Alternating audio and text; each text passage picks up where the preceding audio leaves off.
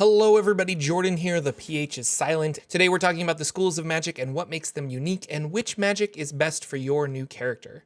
Before we talk about the different magic schools, there are the various ways to obtain magic in the world of Dungeons & Dragons. The big two are Divine and Arcane, but even those split into Divine being from deities or from nature, and Arcane being through study, performance, natural happenstance, or gifts given from arcane beings. Your magically inclined character will need to decide on where their powers come from. Now, this can be as easy as selecting a cleric over a wizard, but sometimes it's more difficult between warlock and sorcerer. How you obtain your magic can put you in precarious spots within the Forgotten Realms, or any world really. In your homebrew world, perhaps warlocks are the complete norm, and 90% of magic users have received a blessing or pact from a supernatural creature. Wizards are rare because it takes great dedication to understand the fundamentals of how magic works. Sorcery is straight up outlawed. That much power without study or pacts is just plain dangerous. The way you cast spells and the schools of magic you select can really define your character. When picking spells, be sure to think about how your deity would interpret your use of it. The schools of magic include Abjuration, Conjuration, Divination, Enchantment,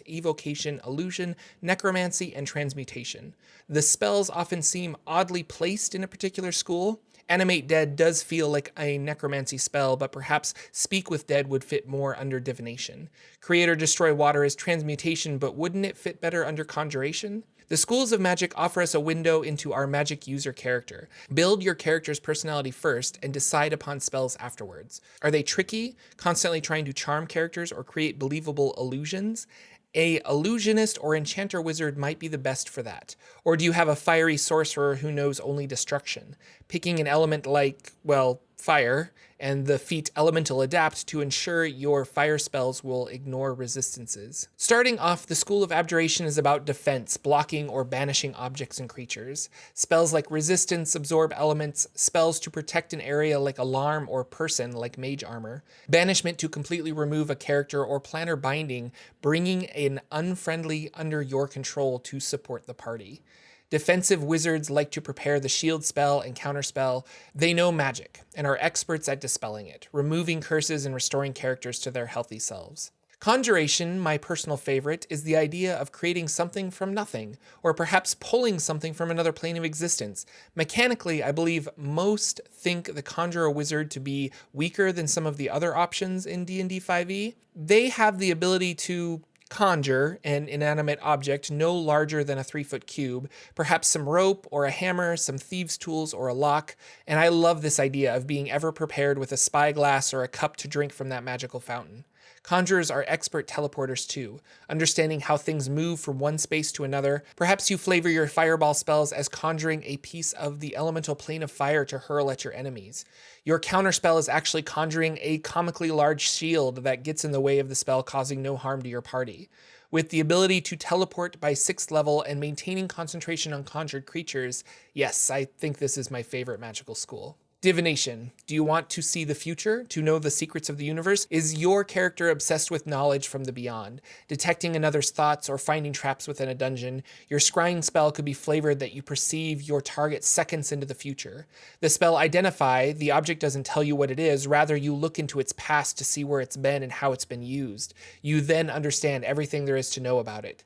Divination can be fun for wizards because it gives you 2 d20s that you can use to see into the future and declare that an attack or ability check was either successful or failed.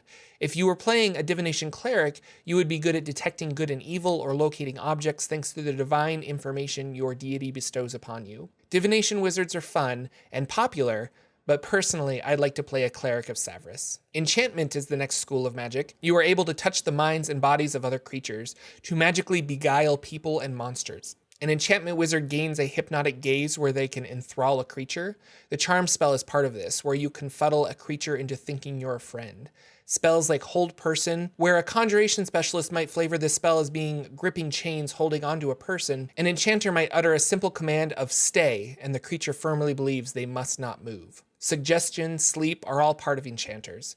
Words are powerful in this magical school. Evocation is destruction and healing. Spells that can destroy and harm fall into this category. Usually elemental effects, this is the perfect school for an elementalist wizard. Perhaps you wish to master earth, wind, fire, and water. Lightning, burning hands, earth tremor, these spells issue your command over your surroundings. But interestingly enough, spells like Cure Wounds are also in this school. If you are an evocation specialist, perhaps your clerical healing spells come off as white fire enveloping and healing the wounds. You have an understanding of the sheer power that is magic and develop that into a holy weapon or a searing smite. We think of the elementalist wizard, but this could also be a druid that focuses on these spells along with healing and daylight, where raw magical energy creates a sun-like object in the sky. Illusion has always fascinated me. It's magic that is trying to trick or fool you, but in a world where one could potentially summon a water elemental, why would you want to create an illusionary one? However, there are limitations to the powers of magic, and illusion is the one school that can make the impossible seem real.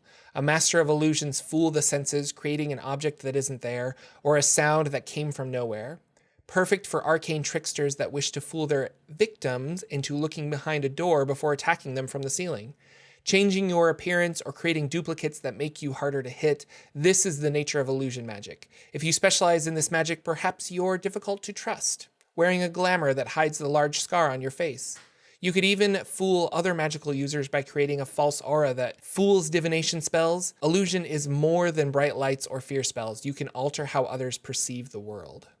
Necromancy, the magic that is tied to the force of life and death.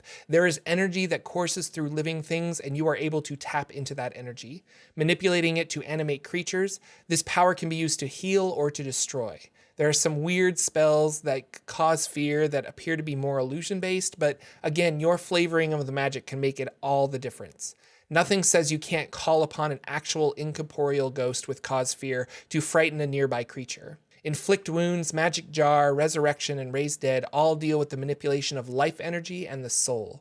I love a death cleric who specializes in necromantic magic. If you want to raise some zombies, arcane is the way to go, but if you want true mastery over life and death, then worship the god of death. Being able to see the life energy in a body and change it at will, either inflicting wounds or siphoning it off with vampiric touch.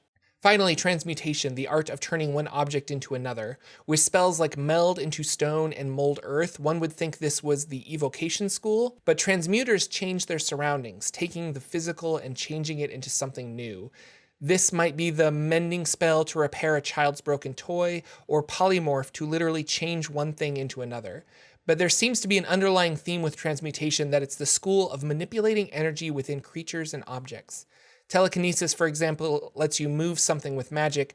This is tugging at the energy within the object to move it. Levitation, too. Heat metal is an interesting transmutation spell where altering the physical aspects of that metal to make it hotter. I almost envision the magic as a vibration, moving the molecules in the metal faster and faster, causing the heat from within. I really enjoy this school of magic, and I personally like to think it manipulates the energy within an object. Much like necromancy, but rather than adding or removing the energy, you change it somehow, alter it to fit your needs. So what is your school of magic?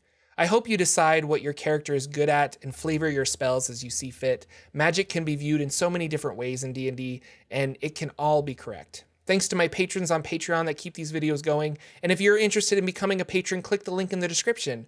Or if you'd like to join the channel as a member, click the join button, and if you want notifications for new videos, which happen on Wednesdays, click the bell icon. Thank you for subscribing, liking, and sharing this video. Tell me about your magical character in the comments below, and I'll see you all in the next video.